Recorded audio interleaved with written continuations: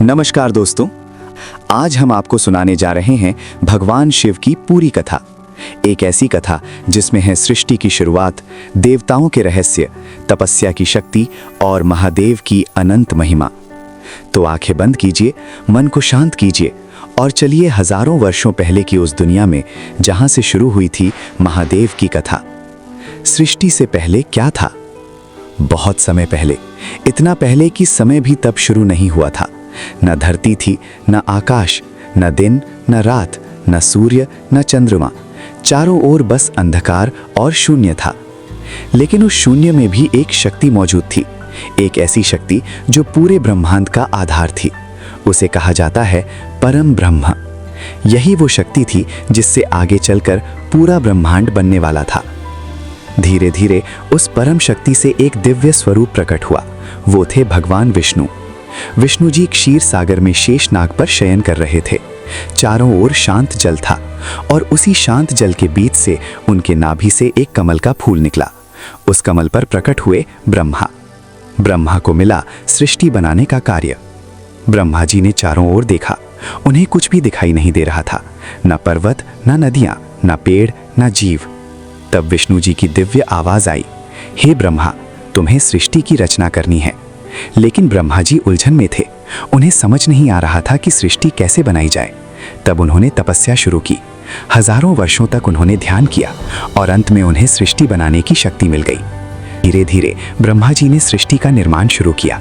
सबसे पहले उन्होंने बनाए पर्वत, नदियां, समुद्र, जंगल, पृथ्वी, आकाश। फिर उन्होंने बनाए जीव, पक्षी, जानवर, मनुष्य। दुनिया धीरे धीरे सुंदर बनने लगी। लेकिन एक समस्या थी, सृष्टि का संतुलन। सृष्टि को चलाने के लिए 3 शक्तियों की आवश्यकता थी: सृजन, पालन, संहार।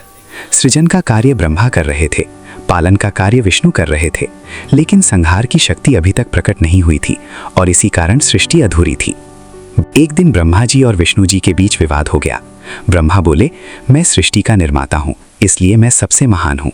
विष्णु बोले, मैं इस संसार का पालन करता हूँ, इसलिए मैं श्रेष्ठ हूँ। दोनों के बीच बहस बढ़ने लगी। उसी समय अचानक एक अद्भुत घटना हुई। अनंत ज्योति का स्तंभ। ब्रह्मा और विष्णु के सामने एक असीम प्रकाश स्तंभ प्रकट हुआ। वो इतना विशाल था कि उसका न आरंभ दिखाई दे रहा था और न अंत। पूरा ब्रह्मांड उस प्रकाश से चमक उठा। दोनों देवता आश्चर्य में पड़ गए। उन्होंने तय किया, जो इस स्तंभ का अंत खोज लेगा वही सबसे महान होगा।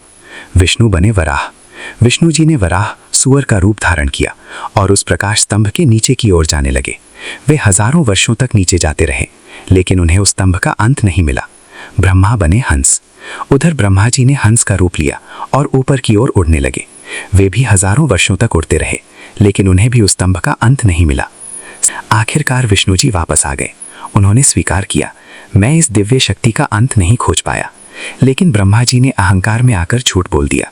उन्होंने कहा, मैंने उस स्तंभ का अंत देख लिया है, महादेव का प्रकट होना।